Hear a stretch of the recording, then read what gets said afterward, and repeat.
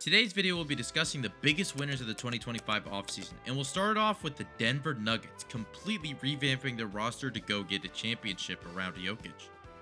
After a devastating loss to the OKC Thunder in Game 7, it was evident that this Nuggets roster sucked.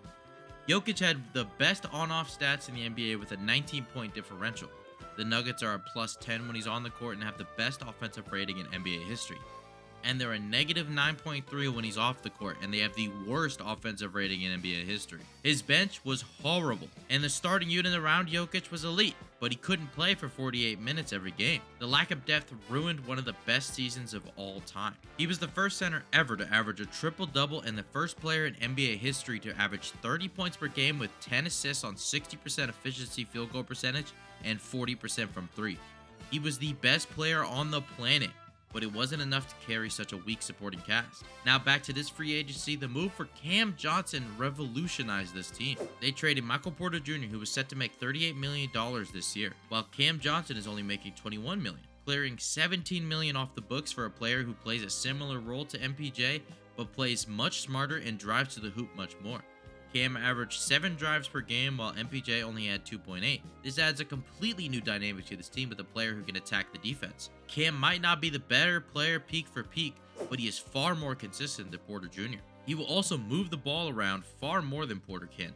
The ball stops here. Porter is notorious for ending the possession with his shot, while Cam will swing the ball and make that extra pass to help the team. This move might be a downgrade player-wise, but it opens up so many possibilities with the cap versatility. With their newfound cap space, they were able to use the mid-level exception to sign Bruce Brown, a key piece of their 2023 NBA championship after a couple years away from the team. He finally came back to restart what they had in 23. Brown is an elite backup point guard who will be stepping into the Westbrook role, providing much more stability. Russ had a 20% turnover percentage for the Nuggets this past year, making plays that could win you a game, but also ones that could lose you the game. He was a loose cannon, now replaced by a steady hand who only had a 10% turnover percentage. Their already established chemistry will do wonders for this Nuggets bench. Their other addition in Tim Hardaway Jr. is the perfect bench shooter to surround Jokic with. Hardaway is a great catch-and-shoot player, averaging 37% from three in catch-and-shoot situations. He provides the extra spacing this team needed. He'll instantly become one of Jokic's favorite targets on the court, finding him with impossible passes for easy spot-ups. This Nuggets team looks much improved compared to last season, and thrust themselves into the championship mix. With a better supporting cast around the best player in the world, they have a real chance to win another championship next season. Next, the Houston Rockets are another huge winner of this offseason, bringing in Kevin Durant and good depth pieces. The Rockets were the second seed in the stacked West, and they added upon that with one of the best players in the world. They didn't get complacent with what they had this year and hope their young players take another leap. They decided to buy in now. They didn't give up much in terms of player quality. Getting off Jalen Green, who stunk the entire first round against the Warriors, was a huge win for them. They moved off of a first option that couldn't perform when it mattered to one of the best players on the planet. A huge upgrade in their offense that didn't have a guy to score in the clutch moments of the game. They were able to keep their young wings and their third overall pick from last year, Reed Shepherd. It was the perfect deal for the Rockets, who kept their core intact while adding an offensive juggernaut to the team. They were also able to bring in multiple depth pieces in Dorian Finney-Smith and Clint Capella, while also retaining Steven Adams and Fred VanVleet on smaller contracts. From a young roster to a much more experienced team, Finney-Smith will add to their desperate need for good shooting on the team and will uphold the elite defensive standards that they have. Capella provides cover to Adams and Sengun in a scenario where one of them gets hurt. It also gives them the option to play two bigs like they did against the Warriors with lots of success. The lineup of Steven Adams, Sengun, Dillon Brooks, Fred VanVleet, and Jabari Smith Jr. was a plus 32 net rating in the playoffs, so they have become a much more versatile and experienced team with legit championship aspirations for this next season. The Magic took a huge step forward this offseason with large additions to their offense. The most significant of the moves is the trade for Desmond Bane. They traded a treasure chest of first-round picks that will most likely be at the back end of the first round as long as the Magic are good. Bane adds the shooting this team desperately needed.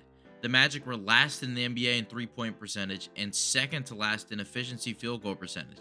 They were a horrible shooting team that was desperate for any playmakers to take pressure off of Franz and Paolo. Since Paolo was drafted, they've yet to be among the top 20 offenses in the NBA. When you watch Magic games, it's Franz or Paolo with the ball trying to create the team's offense and praying they can make every tough shot with no shooters around them. with the addition of Bane, a career 39% three-point shooter who is very comfortable with the ball in his hands. They now have that extra playmaker to help out Franz and Paulo. With Ja Morant out, he was capable of taking on some of the playmaking load for the Grizzlies, averaging 5+ assists over the last 2 seasons. He's an elite shooter with some playmaking in his game that will relieve pressure off the main 2 guys in Orlando. They made a great move in free agency bringing in Tyus Jones, who will bring elite playmaking to this team. He's a great point guard who knows how to facilitate an offense and will help this team drastically in setting up the offense. They also made a great draft pick in Jace Richardson, who is a shooting guard who was one of the best scorers in college basketball. Jace shot 41% from 3 this past year and was one of the best players on an elite Michigan State team. The problem with Jace is that he's a very small guard who is limited in his playmaking abilities, so he can't play point guard. But what he can provide is microwave scoring. We'll see what real impact he'll have on this team in his rookie year, but in the future, he should be an elite microwave scorer like Peyton Pritchard, who can give you 20 off the bench every other night. Overall, these Magic moves were steps in the right direction to help their horrible offensive track record and push towards the upper echelon of teams. The last team I'll discuss is the Atlanta Hawks, who are my favorite sleeper team this year. They built a very well-balanced roster around Trae Young, with 2 promising young wings in Zachary Rissache, the #1 pick from last year, and a star in the making with Jalen Johnson. Johnson averaged 19 points per game with 10 rebounds on an efficiency field goal percentage of 54. He just can't stay healthy, playing a total of 92 games in the last 2 seasons. If he can stay healthy, he will be an all-star next season in the depleted East and will be a key player on a team that could go on a deep run in the playoffs. Rissache has a ton of potential and was very good in the second half of last year, averaging 14 points per game on 60% true shooting field goal percentage. The offensive upside is there, and his defensive versatility is extremely valued on this roster. His second half is extremely encouraging because he improved significantly offensively, from extremely poor efficiency to great. If he continues to improve at this rate, he could become a star very soon. But the biggest reason they're on my offseason winners list is exploiting the New Orleans Pelicans and getting their unprotected 2026 first-round pick. This was a steal of a trade that gives them the most valuable draft pick in the NBA. The Pelicans are going to be bad in a very strong Western Conference, so this pick straight up has the chance to be in the top 3.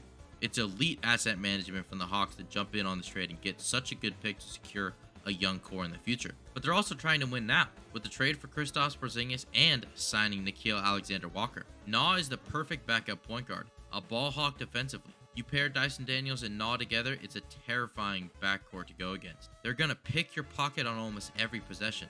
So when you look at that roster, you see a ton of great, versatile offensive and defensive players surrounding an elite offensive weapon in Trae Young. Porzingis is the perfect fit for this team, giving them the floor spacing big to replace Clint Capella. It's a high-risk, high-reward bet for Atlanta. Porzingis is extremely injury-prone and dealt with a weird illness that caused him to play relatively poor for his standards last year.